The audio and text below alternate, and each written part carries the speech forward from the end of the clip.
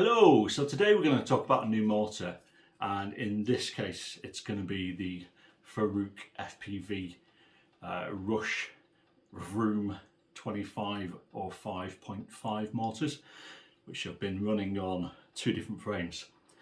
And before I start this video, when it comes to motors, if you choose any of the major manufacturers these days, RC Power, T-Motor, Axis, even people like iFlight, you're going to be hard pressed to find a bad motor, as long as it's roughly the right size for the frame that you're looking at. And in this case we're talking about 5-inch freestyle quads, so we're looking at motors 2207, 2306 and bigger, depending on what your parameters are. So what we're looking at, generally speaking, are a few things. One is price, two is size.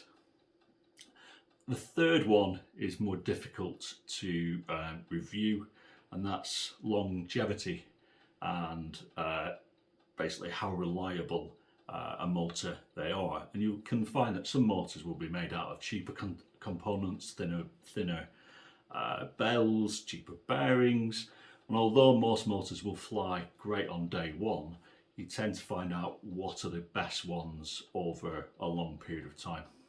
So that aside, if you buy a motor today and you spend 12 quid upwards, that motor will be absolutely fine. Beyond that, we start talking about more sort of finesse. Now, there's been quite a lot of videos about motors recently in different sizes, and to cut a long story short, the bigger the volume of the motor, the more power that motor will have against another motor by the same manufacturer in the same process. Even if you take two identically sized motors, a 2207 versus another 2207, and you look at proper data from mini quad test beds or something like that, you will see a lot of different variations in terms of power, performance, and lesser around how economical that motor is. But anyway, that aside, let's talk about the Farouk motor. Now, these were sent to me by Your FPV, because basically what happened is I ordered 4 RC Power Smooth X, which tends to be a motor I use a lot, and they're cheap over there. And because he didn't have 4 of them in stock, he refunded me and said, "Oh, I've sent you these Farouk motors to have a look at and let me know what you think about them." So this is the reason for this review. But if we get started, so here we have the Farouk motor, and as I said, it's a 25 or 5.5, which basically means it's a very wide motor but relatively short. And if we compare it next to the RC Power Smooth X that I was just showing you, which is a 23 or 6.5, you can see roughly the difference in diameter. So when it comes to motors, as I said, generally speaking, size is covered by volume. And the interesting thing about these two motors, the Farouk motor, when you look at the actual volume, is virtually identical to the 2306.5 by RC Power. I'll flash up the figures on the screen, but it's far closer to this motor than it is a 2207 or a 2207.5. So despite its really large width, it's actually a relatively smallish motor. And there's a number of things that jump out straight out of the box. I mean, it's a beautiful looking thing, like most motors are these days. You've got a one-piece bell, which is always nice to see, single strand windings, which again is always nice to see because it means they're not going to get damaged so easily in scraggle, although of course they sort of lack the all-out performance of multi-strand, but you gain better cooling because it's single-stranded. And we've got the sort of 5-spoke bell design, which is kind of rough, and the blue bit sticks up beyond the silver bit, you can see, and that's what holds the prop on, because it doesn't actually have the sort of circular plate like most motors do. And the first thing that springs to mind is these motors are whisper smooth. There is virtually no cogging whatsoever Whereas if you compare it to most motors, it will have that sort of sandpaper feel when you spin them. So these motors are really free spinning. The other thing that will jump out is the wires. And the wires are basically rock hard, solid acrylic. And they make the motor quite difficult, or the wires should I say, quite difficult to both sort of move and fit into your frame, and a little bit more difficult to strip.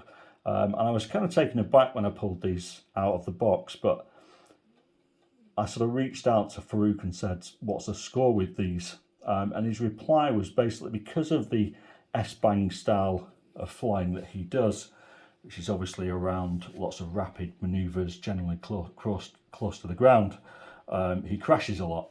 And one of the issues with having soft, lovely silicone wires is, of course, that they're easy to strip and damage. So he requested that these wires be acrylic, which makes them much less susceptible to prop strikes, etc. And I don't really sort of disagree with that. It seems like pretty straightforward logic.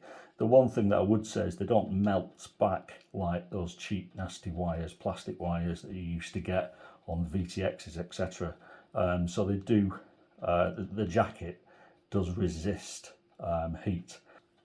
So that aside, the motor itself is relatively straightforward construction. It's all nicely made, and the bell comes off relatively easy. And the one thing you might want to do is just add a little bit of Loctite onto the screw, because none of these ones had any.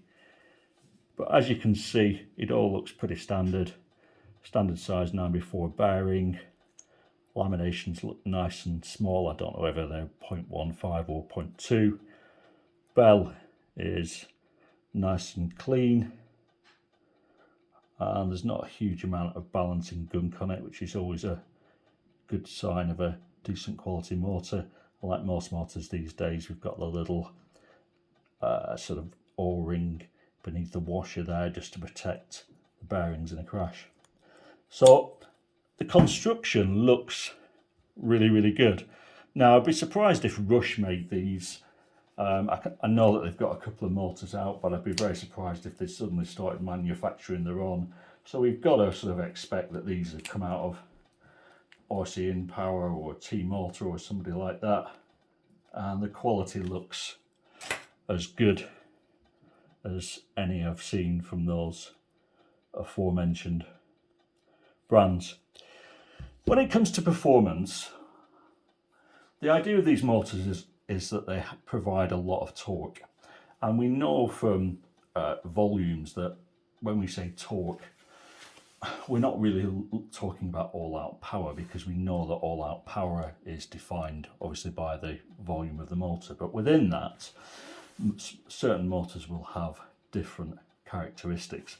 And having flown this on two different quads, this particular quad is Kebab's Glide 5-inch frame, and I've also been flying it on a much heavier Project 399 Super G.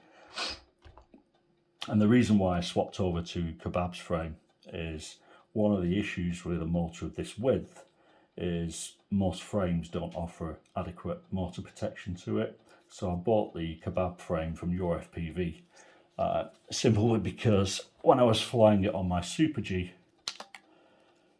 you basically have very little motor protection because it overhangs so much that I was worried that I was going to damage them really, really quickly.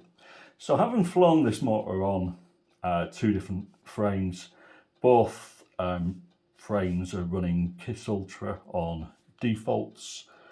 This is the Kiss Ultra Mini at the front, and the Super G is running Kiss Ultra again on defaults because I haven't got around to tuning it yet. The full size version, and both are using the FETEC 45 amperes C, although I have flown it on BL Heli as well. Having flown it, I think my view is, in terms of feel, it feels lovely, or should I say the motor feels lovely. Because there isn't a lot of cogging, the motor feels really free in the air, really open, really happy to sort of spin up and slow down. It doesn't feel like there's any real resistance there. And whether that's a function of the torque or possibly the fact that the motors have very little cogging, I don't know. All I can say is it feels super responsive. And one of the things that he was looking for was low throttle response and resolution. And I'd say he's certainly achieved that goal. In terms of the SMU X, which as I said is a motor I use a lot simply because I like RC power motors, and that particular one is easily available in the UK.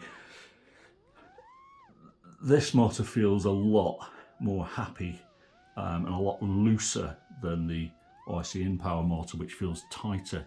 And although this motor possibly doesn't have the same top end as the RC power motor, maybe lacks a little bit of the overall speed, certainly at low level throttle it feels a lot more responsive and a lot sort of quicker. And that's interesting because it shouldn't do. Because this bell is wider, it should take more torque to spin it than a narrower bell. And that should basically mean that its response time is potentially a little bit slower than the taller SMU X motor. But in reality, this one feels far more happier and quicker at lower throttle resolutions than the RC power motor does. And I can't explain to you why that is.